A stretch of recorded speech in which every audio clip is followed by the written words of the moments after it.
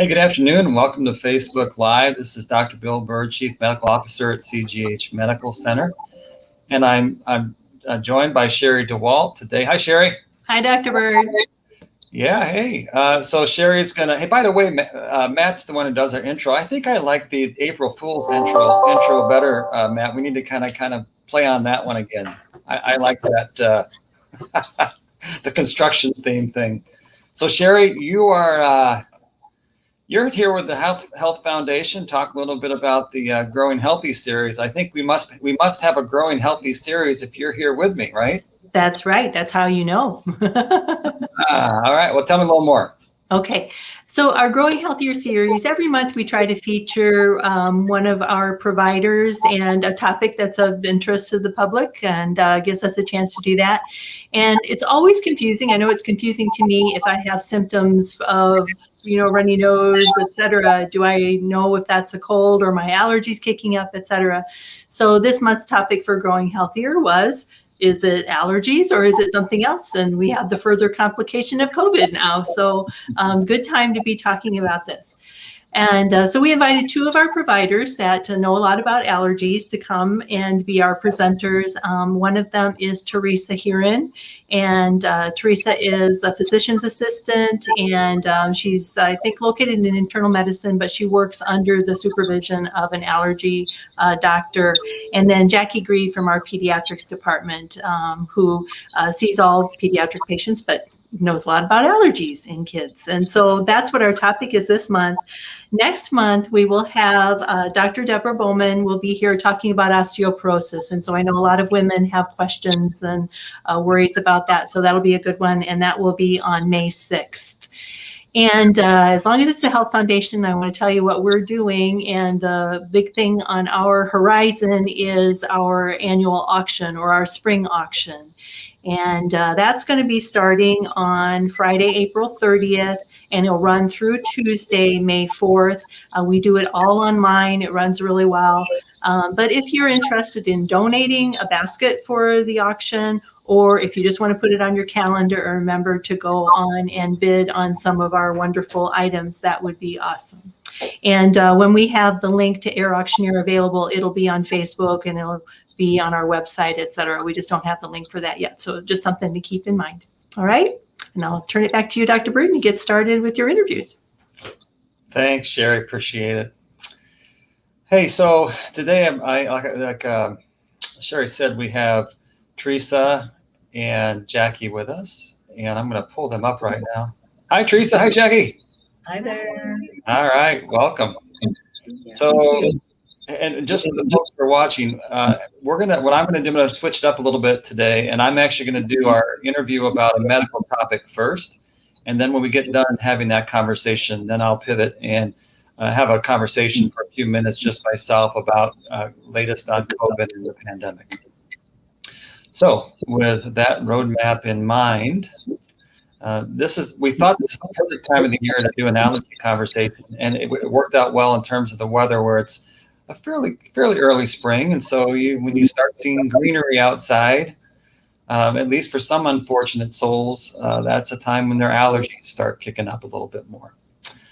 So, and we're going to kind of do this. I'm going to throw out the question, and Therica, I'm going to let you and Jackie kind of, between the two of you, kind of talk through these questions and for the viewers so they can kind of get a better understanding of that.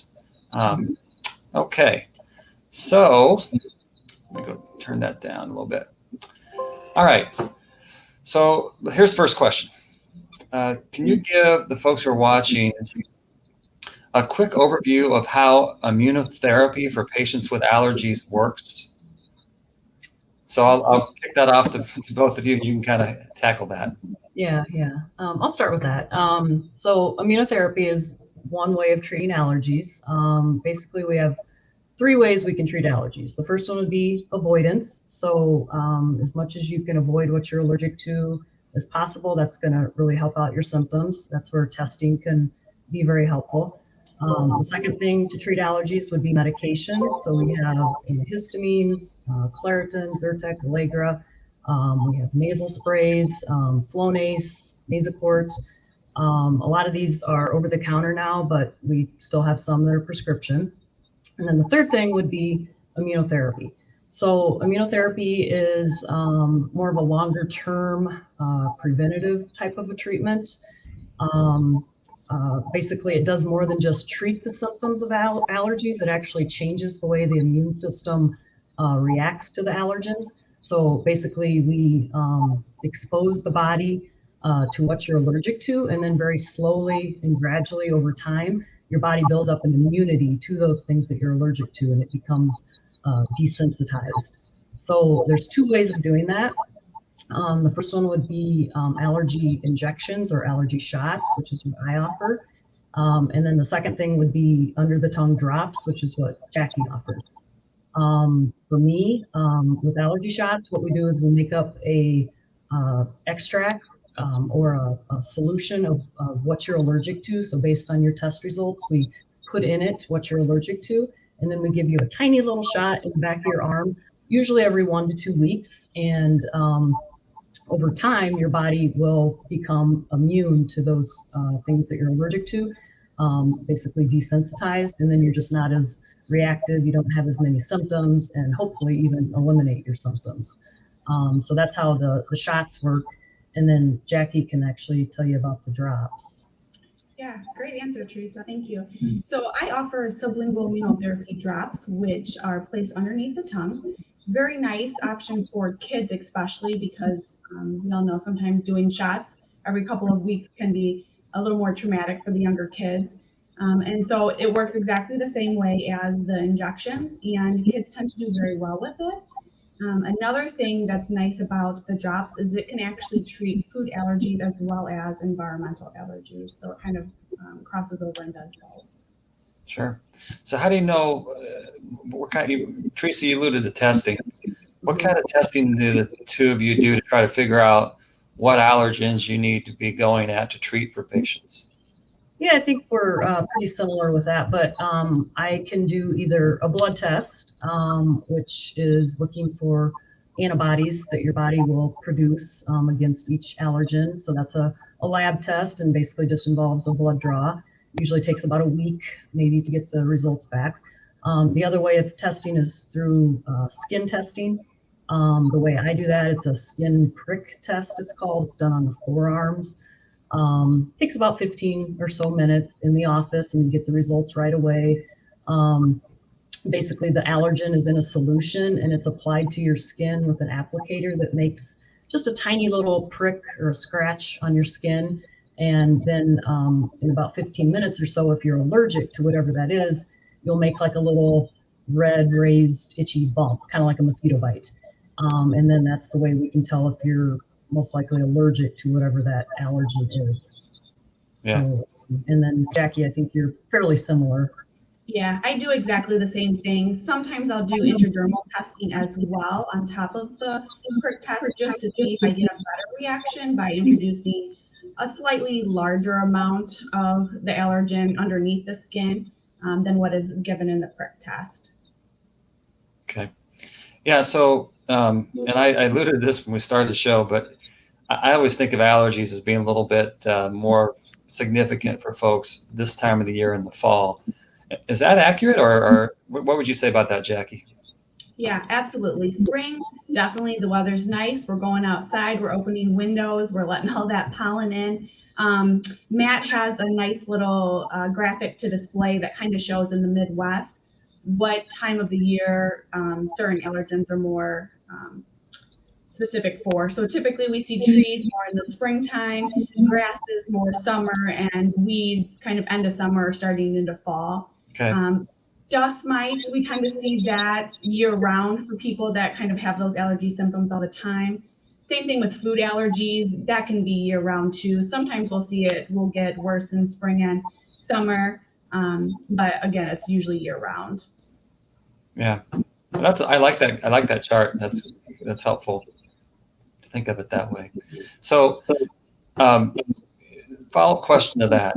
So, let's say, Teresa, you mentioned that, there's avoidance, and then there's, of course, your Nasocorts and Claritins and all those kind of products that you can use to try to reduce your allergy symptoms. When is it time for someone to make an appointment to see one of the two of you? When is it? When would you say it's time to do that? Yeah. The first thing would be just the severity of your symptoms. You know, if you're miserable and you're trying the over-the-counter products and maybe it's helping you a little bit, but you're still being bothered, that definitely would be a time to come in. Even if we're just going to give you a test and find out what your triggers are, you can do a lot with avoidance that can really help you out with your symptoms. So that would be one reason. A second reason is even if you're doing pretty well with your medications, if you have to be on them all year round, some people just don't want to do that. So if we can get you in, find out what you're allergic to, possibly start you on some immunotherapy, we can hopefully get you off of those medications or at least greatly reduce them. So, you know, that would be another reason. And then another reason after that would probably be if you're having other problems, for example, chronic sinusitis or lots of ear infections or asthma. I definitely would come in and have an evaluation for those reasons as well. Yeah, that makes sense. Anything you'd add to that, Jackie? Yeah, I would say for kids, I see a lot of kids that have eczema. That's kind of goes along with allergies and asthma. So again, kind of like Teresa alluded, if your asthma, you know, really is not under control or your eczema is not being treated with, you know, over-the-counter therapies, maybe we can look and see if allergies may be contributing to that. Food allergies, if you have a significant reaction to foods, that may be a reason to seek, you know, kind of an appointment just to make sure there's nothing else we can be doing to help with that versus just trying to avoid the food all the time. Yeah, that makes sense. Both of those answers, I like that. So here's another thing that I've heard from folks too is, what's the deal on insurance paying for this stuff to get, whether that either one of the routes that the two of you go? What's the status of that, ladies? So I always tell people, you know, every insurance company is different, and it's always a good idea to check with them to find out your specifics. But in general, most companies are pretty good about covering the testing, and they're also pretty good about covering the allergy shots. I'll let Jackie tell you about the drops. So with the sublingual immunotherapy drops, we use the same FDA-approved antigens as what Teresa uses in her injections, although it is off-label because it's given sublingually. So insurances at this time, most do not cover. Patients, I always have them double check just to make sure. And then also if they have like flex spending or any kind of health savings account, that generally they can use as far as treatment payments. Okay. Yeah. Okay. Got it. So can your primary doctor order the allergy test? What would you ladies say about that? What do you think, Jackie? Yes. It depends. We have panels that that I utilize more often that kind of is specific to what's in our region. And so I kind of do more specific testing too, especially to whatever their clinical symptoms kind of correlate with. And so sometimes with primary care, they may just do kind of like a general panel. So then sometimes if you come to see me afterwards, if anything's been abnormal, I may have to add on to that. But yes, in general, you just kind of have concerns and aren't quite sure. You can have them start and see if it shows anything, and then always follow up if there's positives or if you still have concerns, even if it's been negative. Yeah, I would agree with that. I would say ideally it might be better if you come to us first, and that way we can order exactly what you need. You don't have to have a second test done or something, but it's okay to have a starting point if a primary doctor orders it. Just be aware that if you do come to us, it's possible we might want to do some extra testing in addition to that. Yeah, I know when I started practice, I tended to do more of the testing myself. As time went on, I wasn't, I tended, if the patients were getting to the point where I was giving them their typical allergy treatments with the typical sprays and pills and those kind of things, and I wasn't getting a lot of traction, I tended to send them to you all just because there's some, you can do a RAST test, which I'm kind of getting in the weeds here a little bit, no pun intended. You can do a RAS test and you get information, but sometimes kind of trying to figure all that out is still, you're not sure. So yeah. I would say in general, to answer the viewer's question, I would lean towards, not that you can't, but I would lean towards just if they're getting to the point where they're not over the counter or prescription medication and they need some sort of allergy treatment, I just send them to you guys to get the allergen testing done. Yeah, and I agree. I find a lot of times when primary starts with allergy testing, if it's positive, they're kind of like, okay, what do I do at this point? So then they're sending them to us anyways. So yeah, I think either way, but if we can start with us, that definitely may help. Yeah. How long are people committing to you if they go through this treatment period, this treatment phase, to have either the drops or the shots? I think it's about the same for both of us. It's about a 3 to 5 year commitment. And that really depends on, their sustained symptom relief and are their testing showing improvement over time. Some people have more significant allergies than others, so they may require a little bit longer treatment, whereas others may not. So I guess it really is kind of an independent based on their clinical symptoms and how significant their testing results were. Okay. Yeah, that makes sense. That you would agree with that, Teresa? That's kind of how it goes down with your office. Yeah, definitely. I usually tell people pretty much expect 2 years and then we'll go from there. Yeah. And I also tell them most of the time, I mean, that sounds like a lot, but most of the times you're going to be doing so much better that you're motivated to stick with it. And usually, they're very happy because they're doing so much better during the treatment. So it's not as bad as it sounds. Yeah. Absolutely. I agree with that too. Yeah. I get that. If you're really having a bad time, to all of a sudden not have near the symptoms must be really a great relief. So I see a question here. Over-counter meds do you recommend to treat at home for seasonal allergies, or what have your patients had the most success with? What would you guys say about that? Well, as I mentioned before, there's the antihistamines. There's quite a few of them over the counter now. Claritin, Zyrtec, Allegra. Honestly, they're all pretty good. I really don't have a favorite necessarily. I really think that it just depends on the person's. If you can get a generic cheaper, would you recommend it? Sure. Yeah, I don't have problems with generics. I think you don't have to get a brand name. No. Yeah. No. Just want to clarify that. Yeah. But if you try one and that doesn't work, try another one. Some people just do different with one versus another one. So it's just kind of sometimes trial and error. Nose sprays. Kind of the same situation. There's definitely generics out there, which are fine. Some of them might have a scent to it and some don't. So it depends on if you have a problem with that or not. But again, try one and then try another one if you need to. Sure. I don't really have favorites. I have a few that I've kind of found with patients that tend to work more. Zyrtec tends to work more with rashes like hives and things like that, I found. And then I would say Flonase. I generally recommend that quite frequently if patients have nasal and eye symptoms. It's really the only nasal steroid that kind of helps with both symptoms. And one thing I've told patients in the past too is just keep in mind when you I think probably more important than what spray you use is how you use it. So if you see if someone's going back like this and squirting and it goes down your throat, it didn't get to the right spot. So I always tell folks, lean forward a little bit, squirt up in here, and you should feel it mainly in your sinus cavities. That's where you want it to be. So probably more than the type of spray, it's how you do it. I'm getting nods from both of you. So yeah. And same thing along as the lines of oral antihistamines. I have a lot of patients ask, can you build a tolerance? And usually my response is, it's not so much of a tolerance as are you using it correctly? So are you using it daily? Are you using the correct amount? And so a lot of times I'll find that, oh no, I use it, 1 day a week and it's really not helping with my symptoms. Well, maybe you need to use it more consistently, or are you taking the appropriate amount for your age and things like that? So I usually clarify that with them too. Yeah. Hey, good question just came up. Where are you guys all at? And you're at the main clinic, right? Yeah. Okay. Yes. I go to Dixon one day. Oops, go ahead. I'm located in Pediatrics, the main clinic. Mm-hmm. I'm in the internal medicine department 3 days of the week. I also go to Dixon 1 day of the week. Okay.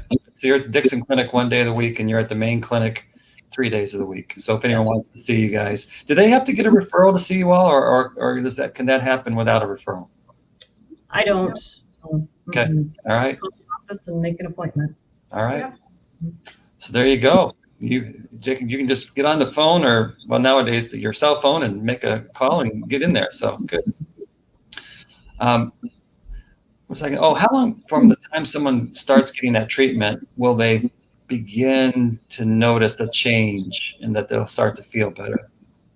So typically immunotherapy, whether it's with injections or drops, has about 3 phases. The first is the first 3 months where you're just kind of getting used to the treatment plan. You may see some symptomatic relief, but you're probably still going to be on, over-the-counter medications, maybe some prescription medications if you normally take those.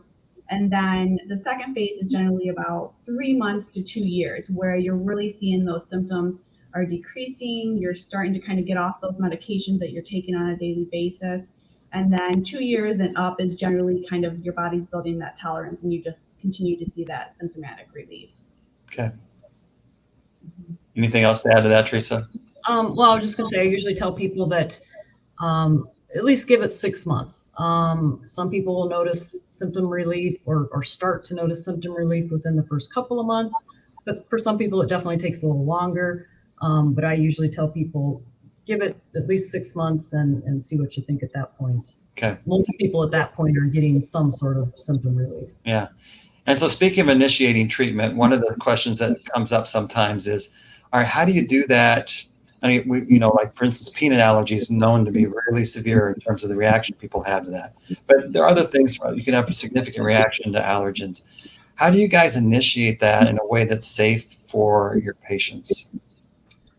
So with the shots, we start off, with a very weak concentration. We start off very slowly and gradually in order to be safe.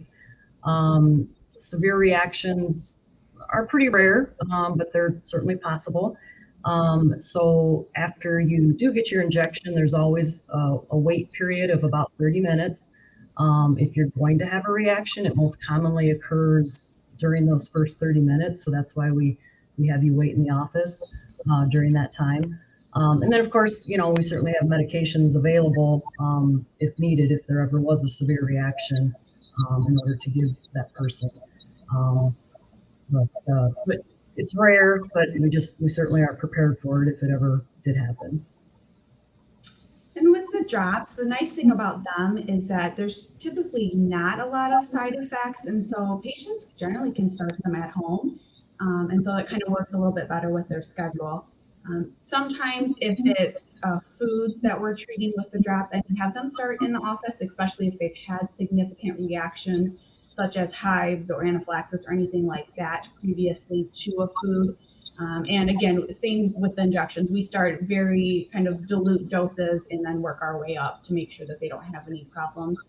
Common side effects, I'd say, is like a little bit of mouth itching or maybe an upset stomach. But again, that's kind of rare too. Yeah. So I'm going to target you a little bit on this one, Jackie. So speaking of foods, because you hear about like shellfish and peanuts and those kind of things where people, they can pass away from those kind of reactions. Absolutely. How long do they come to you? Is it just the first dose that they take that they come to your office to get the drops if if they have a peanut allergy, or how often do they come? Yeah, so typically just that very first one. And the way that we base, so each patient has an individualized plan, and we go off the lacrosse method protocols, which pretty much says, okay, say they had anaphylaxis to a nut, but they have 10 other food allergies that we're also treating. We may start treating with those other food allergies and wait to treat the specific nut until their symptoms kind of have started to improve and they seem to be doing well. And then we'll add that nut in there. And then at that point, we may have them come in and do that initial drop in the office. As long as they don't have any systemic reactions, then from there, they can usually do them at home. We usually have them so with the drops, you take 1 drop 3 times a day. So we have them start, 1 drop for several days. And as long as they're having no problems, then they bump it up to 1 drop twice a day, again, for several days. If no reactions, then they work up to that 1 drop 3 times a day. Okay. And I know, Jackie, that you do pediatric patients. What age do you go to, Jackie? And then Teresa, obviously the question is, what ages do you treat as well? So I typically start seeing them at about age 1. Younger than that, it's really hard for us to get good results that show up on, blood work and things like that.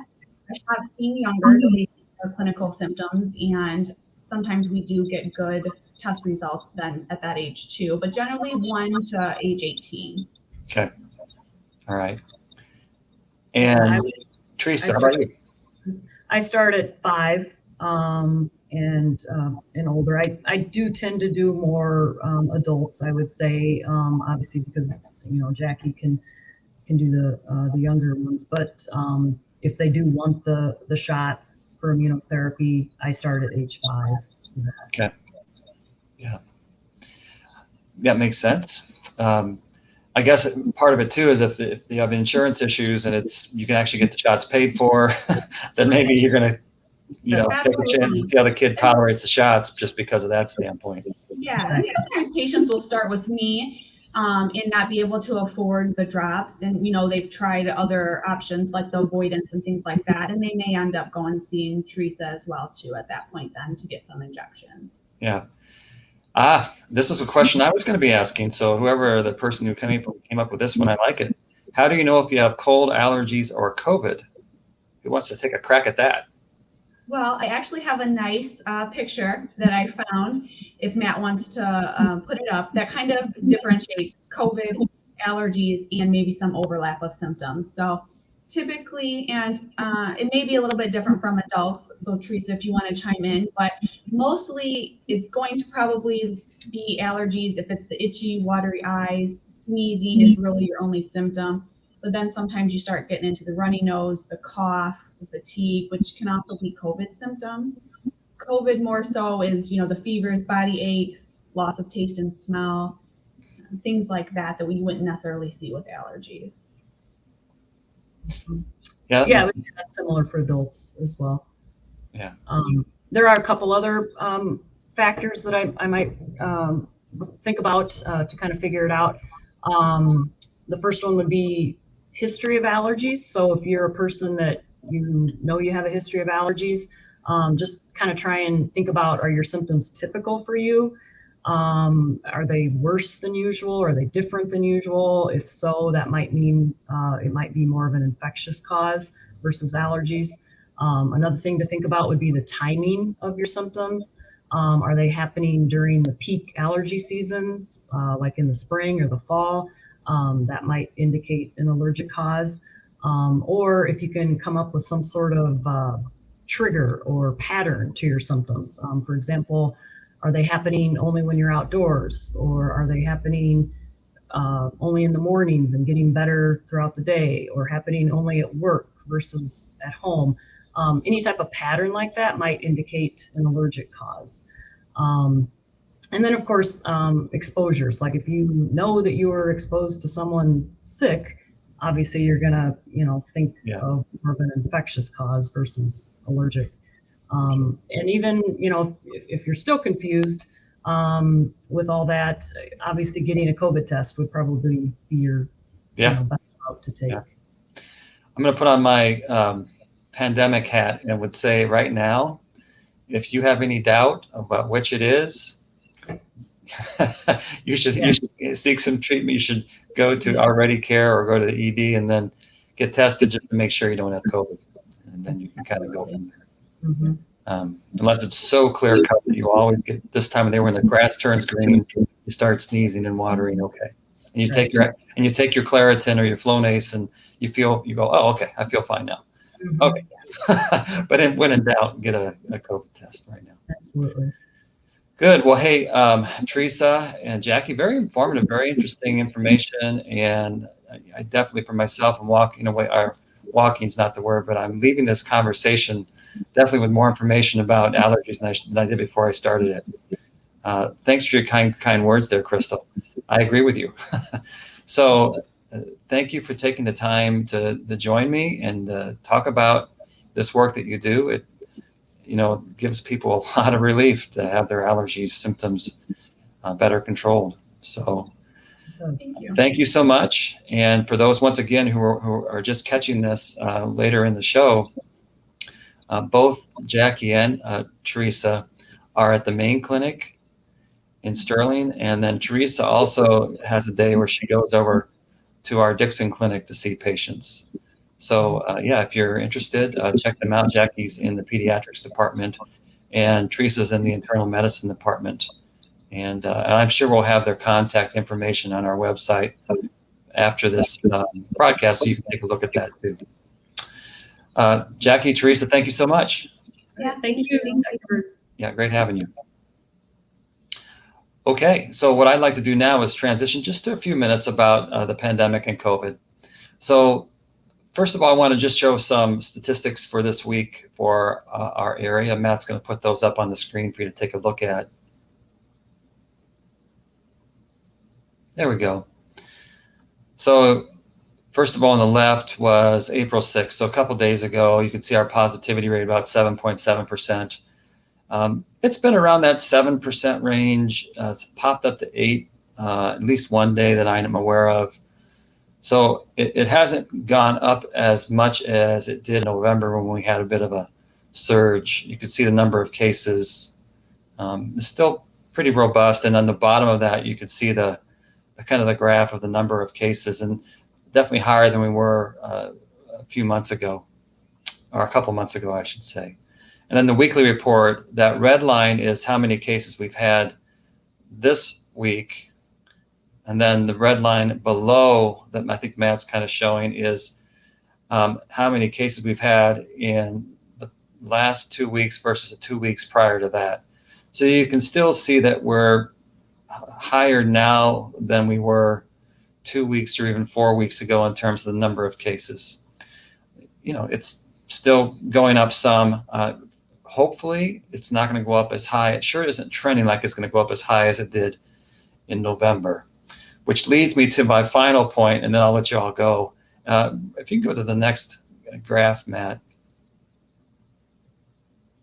Matt's going to put something up there that he put together here. There we go. This is just kind of a homemade thing that I put together. I kind of talked about this last week some too. But basically we have 4 factors at play that are kind of fighting with one another for supremacy. You have natural immunity, which from my perspective, those are folks who have been infected with COVID already. And then vaccination are folks who, of course, have been vaccinated, which then gives them immunity, or at least a very large amount of immunity compared to being not having any immunity at all. And then comparing that to the folks,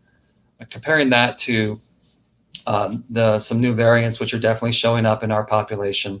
And those new variants they appear to be more infectious, and you can get sicker from most of them, it appears, along with how we behave and how we go about living our lives. And so there's definitely a back and forth going on. And I would say the trend right now is the variants plus behavior are winning out by and large at the moment. But that's why it's so important to continue to do the vaccination part of things, because it's not ideal to have the natural immunity be the way that we get through this, because that's a lot of people that get sick. And obviously we still continue to have people in the hospital that are very, very sick, and unfortunately some that pass away. So vaccination is the way to make that arrow go the other direction, and have that arrow go the other direction relatively soon. So I just put that up there just to give you something to think about in terms of this whole process. There was a question that popped up that I wanted to try my best to, so if not enough people volunteer to receive a vaccine, does the virus keep mutating? And if so, do you foresee this being a yearly vaccine similar to a flu shot? Really good questions. And yeah, the more people that get the vaccine and the less that this can spread around, that's absolutely correct, the less that it can mutate. So yeah, now it's not obviously just, probably the person who wrote that question is on top of things, but this is a worldwide issue of getting as many people vaccinated as soon as possible. And being a first world country, we're experiencing the vaccine far sooner than someone who's in a country that even now doesn't have access or has limited access to vaccinations.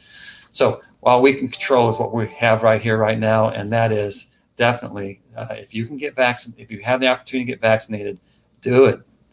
And the good news is, I just read today that in the state of Illinois, I think it's 80 of the 102 counties are now at the point in terms of having vaccines where they have enough vaccines where they're just saying, hey, anybody over the age of 16, we've got one for you.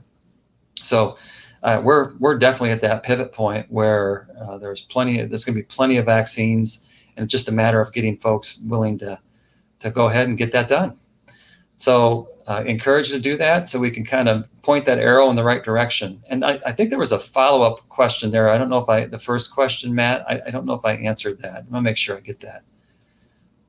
Do you see this being a yearly vaccine similar to a flu shot? I don't know. You know, you hear speculation about that. I'm going outside of my understanding of what's going to happen. I just don't know. Good question. I think time will tell as far as that goes. We do know that for the people that have received the trial people for the Pfizer and Moderna vaccines, that they're about 6 months out now, and it appears they still have good immunity. So we know 6 months out from the original vaccine, it seems to be working. Time will tell in terms of whether it will continue to work with new variants that pop up or not. Well, what's the next question? Are you seeing a few cases of illness typically spread to the kids, such as strep, flu, hand, foot, and mouth, locally due to mask wearing, hand washing, and social distancing? Yes, we have. That's correct. That's very true. Far fewer cases of influenza this year. I think I saw the number so far this year of maybe it was children that have had confirmed influenza in the country. I think it was 1,800. Maybe it was the state, but it was a really low number. So yeah, this masking and hand washing, all that good stuff seems to be making a big dent in influenza, which shows you that, from my perspective, that this COVID is obviously more infectious than the influenza, and that's why people are able to get in. Still, people are getting COVID, but they're not getting influenza as much. Thanks for your good questions. Thank you for watching. I don't want to take any more of your time than I need to. I hope you found this informative. Once again, thanks to Jackie and Teresa for coming on and sharing their information about allergies, and wish you all a great week, and looking forward to chatting again and seeing you all next week. Until then,